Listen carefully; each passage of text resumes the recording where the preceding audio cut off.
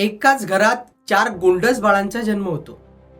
खरं तर संपूर्ण वैद्यकीय विश्वाला अचंबित करण्यासारखी ही घटना समोर आली ती बुलढाणा जिल्ह्यातून. बुलढाण्याच्या जळगाव जामोद तालुक्यातील अतिदुर्गम भाग असलेल्या चारबन गावात घडलेल्या या घटनेची चर्चा सध्या सर्वदूर सुरू आहे.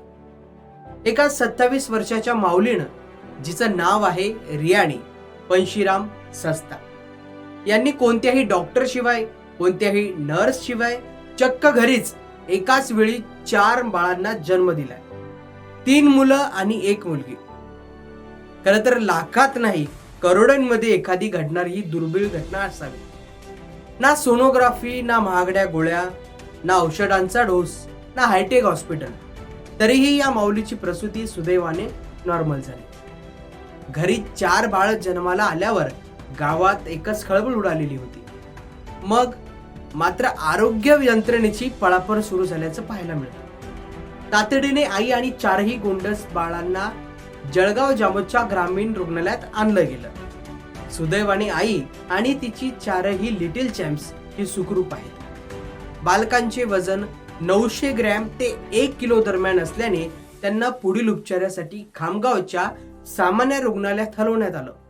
तिथले डॉक्टर सध्या या बाळांची काळजी घेत आहेत. पण थांबा, कौतुकाचा हा वर्षाव सुरू असतानाच नाण्याची दुसरी बाजू मात्र आरोग्य यंत्रणेची उघडी पडलेली अब्रू दाखवते. काय तर हजारो कोटींचे बजेट, गावोगावी फिरणाऱ्या गाड्या आणि डिजिटल इंडियाच्या बाता करणारे आमचे आरोग्य खाते नक्की झोपले कुठे होते, हा प्रश्न निर्माण होतो. 9 महिने पोटात 4 बाळं वाढत होती, पण आपल्या आरोग्य यंत्रणेला त्याचा सुगावा लागलाच कसा नाही. गर्भवती महिलेची नोंदणी कुठे केली? की दुर्गम भागातल्या भगिनींच्या नशिबी अजूनही नशिबाचा खेळच लिहिलाय. खरं तर असे अनेक प्रश्न निर्माण होतात. आज जर काही अघटित घडलं असतं तर याला जबाबदार कोण असतं? या माऊलीच्या आणि 4 बाळांच्या सुदैवाने देव पाठीशी राहिला म्हणून ही आनंदाची बातमी ठरली. नाहीतर आरोग्य प्रशासनाचा अक्षरशः पोपट झालाच असता.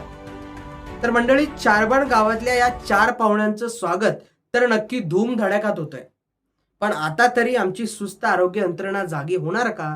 की पुढच्या वेळेस सुद्धा अशाच एखाद्या मोठ्या आश्चर्यकारक घटनेची वाट पाहावी लागणार? हा प्रश्न आहे.